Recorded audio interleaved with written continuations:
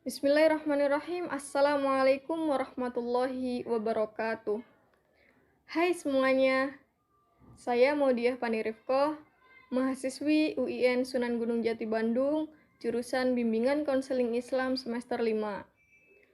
Oke, sebelum berbicara lebih jauh, saya membuat podcast ini adalah untuk memenuhi tugas akhir mata kuliah Filsafat BK yang diampu oleh dosen saya, yaitu Bapak Dr. Dudi Imanuddin Effendi MAG. Baiklah teman-teman, langsung saja saya di sini akan sedikit berbicara mengenai manusia dalam perspektif para tokoh filsafat dan Al-Quran. Tokoh yang pertama ada Aristoteles. Beliau mengatakan bahwa manusia adalah John Political, yang artinya hewan yang bermasyarakat. Jadi maksudnya di sini adalah manusia itu bisa saling berinteraksi satu sama lain. Kemudian Aristoteles juga mengatakan bahwa manusia adalah John Logikon, yang berarti bahwa manusia itu berpikir atau berlogika gitu. Kemudian tokoh yang kedua ada Adam Smith. Ia mengatakan bahwa manusia adalah Homo homini socius, yang berarti sahabat bagi manusia lainnya. Jadi ketika manusia berinteraksi, bersosialisasi satu sama lain, itu bisa dikatakan sahabat gitu. Kemudian Adam Smith juga mengatakan bahwa manusia adalah Homo economicus, yang berarti manusia itu selalu merasa tidak puas dengan apa yang diperolehnya dan akan selalu berusaha terus-menerus memenuhi kebutuhannya. Pernyataan Homo economicus ini diperkuat oleh tokoh yang lain namanya Thomas Hobbes. Ia mengatakan bahwa manusia adalah Homo homini lupus, yang artinya manusia yang satu menjadi serigala bagi manusia lainnya. Serigala di sini itu berarti mencelakakan atau menjatuhkan. Jadi manusia itu sebenarnya buas gitu bagi manusia lainnya. Kemudian tokoh yang lainnya ada Gabriel Marcel dari Prancis. Ia mengatakan bahwa manusia adalah Homo pieter, yang artinya makhluk yang memiliki keinginan selalu mencari jati dirinya sehingga selalu berjalan untuk sampai pada eksistensi dirinya. Nah, kemudian selanjutnya ada tokoh yang bernama Mircea Eliade. Ia adalah filsuf sosial.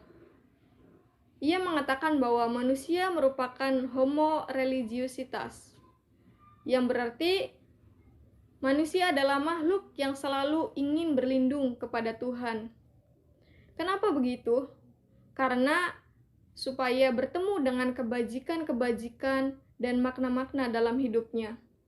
Jika tidak begitu, maka manusia bisa menjadi Homo homini lupus atau Homo economicus tadi.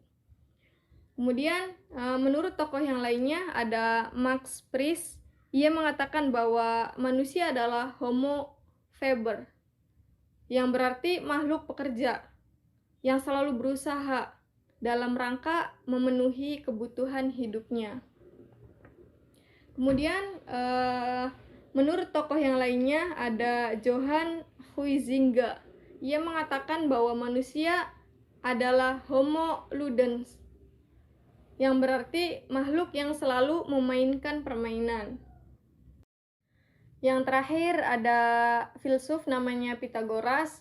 Ia mengatakan bahwa manusia adalah Homo mensura, yang berarti makhluk yang memiliki nilai dengan akalnya maupun dengan kesadarannya.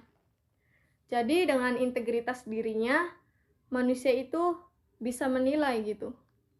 Selain itu, Pythagoras juga mengatakan bahwa manusia adalah Homo educandum, yang berarti makhluk yang dapat dididik dan selalu akan melakukan pembelajaran dalam dunia pendidikan, baik itu formal maupun tidak formal. Kemudian ada 3 nama besar manusia menurut Al-Quran. Yang pertama Al-Bashar. Al-Bashar dinyatakan 36 kali dalam Al-Quran dan tersebar di 26 surat. Nah, Al-Bashar ini yaitu manusia dilihat dari fisik atau biologisnya, seperti kulit kepala, wajah, tubuh, atau yang nampak lah secara fisik gitu.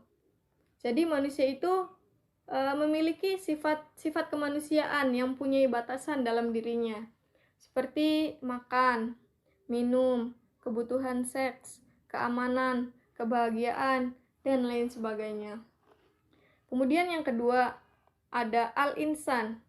Manusia dalam Al-Quran itu disebut al-insan, yang berasal dari al-uns, yang berarti lupa. Jadi manusia itu makhluk yang lemah lembut, makhluk yang harmonis, dan juga pelupa gitu. Nah, al-insan ini dilihat dari manusia yang berupa potensinya atau karakter. Jadi manusia itu menunjukkan totalitas gitu sebagai makhluk baik jasmani maupun rohani.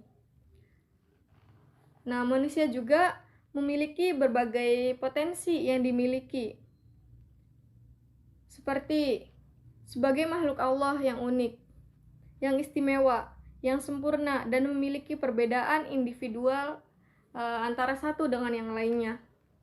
Manusia juga sebagai makhluk yang dinamis, yang selalu berubah-ubah, sehingga mampu menyandang predikat sebagai khalifah di muka bumi ini. Kemudian yang ketiga atau yang terakhir ada An-Nas. Jadi sebutan manusia dalam Al-Quran itu selain Al-Bashar dan Al-Insan itu ada An-Nas.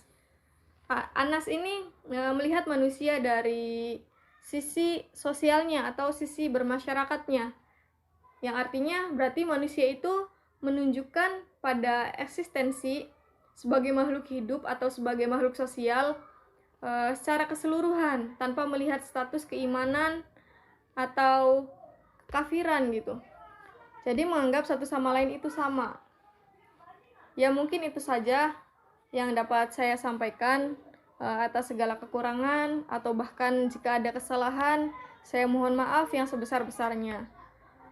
Billahi taufiq wal hidayah. Wassalamualaikum warahmatullahi wabarakatuh.